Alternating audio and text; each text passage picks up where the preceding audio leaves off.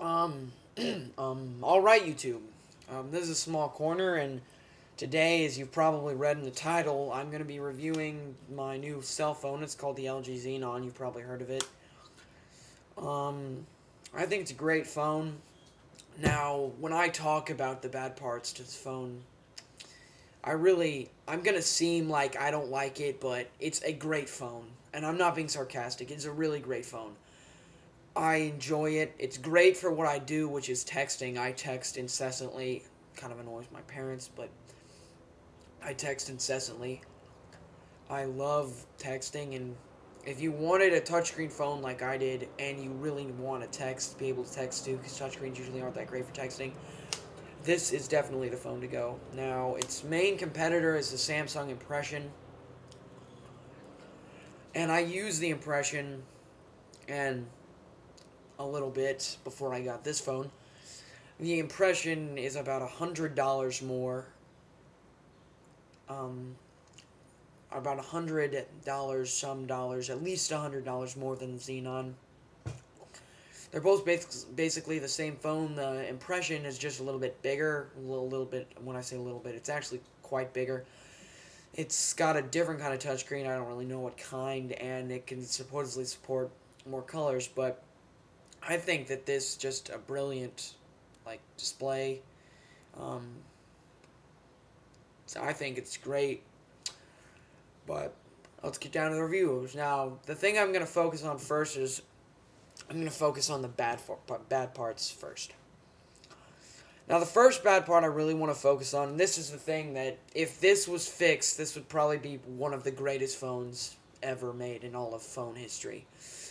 It's the battery life. This phone has a terrible, terrible battery life. Terrible. Just the word battery life and Xenon just hate each other in the same sentence. They just fight. This phone, the battery life is, I cannot stress enough, terrible. Great phone, but the battery life is the main bad point. All the other bad points are void compared to the battery life. I think that if you're using it incessantly, completely throughout a day, it'll last about 8 hours on a charge. And that's incessant. And I don't know if that's considered really good, because if it is, then it's 4 hours on a charge. Whatever's the bare minimum for a phone, this is its battery life. It's terrible battery life. I mean, right now, it's kind of hard to see, but I only have half power, and I charged it this morning, and I've barely been using it at all today. Just basically for this review, and I've been using it for about 2 hours before this, but awful battery life. The next bad part, or the next bad thing I want to talk about is the camera. The camera is not very good. Now, this doesn't really affect how I use the phone, because I really text. I don't even really send pictures, but it's just not that great. The next bad thing that I want to talk about is the touchscreen. Now, the touchscreen is also a good thing. I'm going to mention that in the good points, too.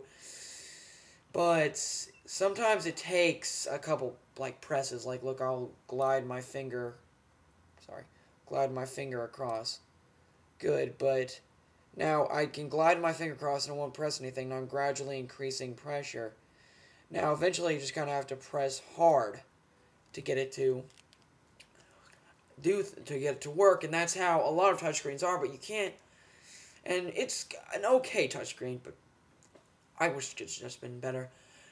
The last bad part I'm going to focus on is its failure to turn on. Now, this may be because I've dropped it a couple times, only a couple, but I don't know how to turn this phone on and off. I just press the off button right here, the end call button, the red one on the bottom.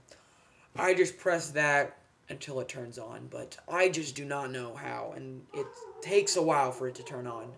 Let's just leave it at that. I'm no phone expert, but I just decided I'd do a review for this phone. Now I'm going to talk about the good points, and there's a lot of good points for this phone. Hold on, I just got a text. Now, the good points. The texting, of course. I just got a texting. It's got probably one of the most responsive keyboards in the business. I mean,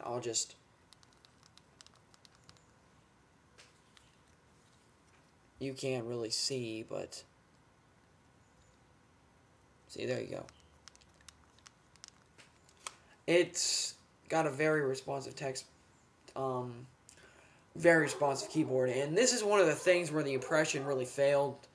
The impression, you'll type like, hello, father, and then once you're done, if you're a really fast texter like I am, once you're done, it'll only write HEL. It will not have finished the rest of the sentence, and this is where the Xenon really exceeds. There's no real problems with texting on it, and which I thoroughly, really, extremely am grateful of, because it's a quick messaging phone, so you need to be able to quick message on it.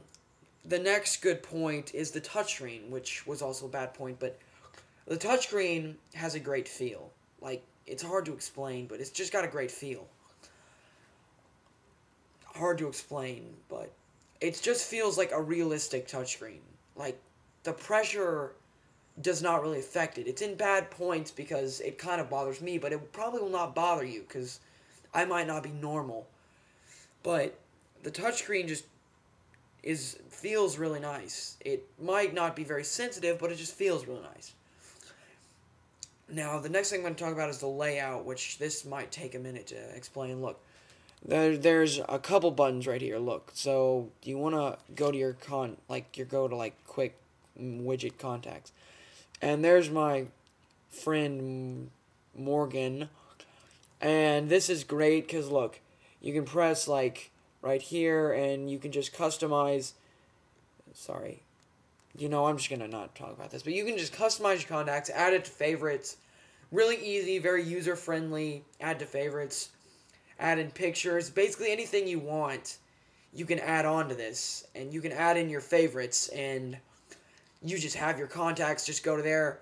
Hey, look, I want to send a text message to John or whatever. And you just click the name. You just press down on the name, and then you press the message button. And it's very user-friendly. And I really like the layout, the menu. The menu's great. This is the menu on right here. Just press menu. I really thoroughly enjoy using this phone. Last thing I'm going to talk about is the design. It looks great. I mean, it's a very nice looking phone. I don't really think the touchscreen is too big. I don't think it's too small. I think touchscreen's perfect. Great for texting. Great for using. It's a great phone. And one bad thing that I left out is the call quality's not that good. I just forgot to talk about this. The call quality is not very good. Which, I don't know, you can understand the people, but if you're really one of those people that gets annoyed very easily, then by, like, little things, then the call quality will probably bother you. But the overall verdict, I would definitely buy this phone. It's a great phone. It's user-friendly. It's great for all ages. It's super easy to use. I love the menu, the design. The texting is great. I cannot stress that enough. The texting is unbelievable. So I really do think that if you want a new phone but you don't want to blow huge bucks on the impression, the Xenon is really the way to go. It's $99.99, which is basically $100 with a plan from AT&T. So really, you can't go wrong with the Xenon. Thanks for watching.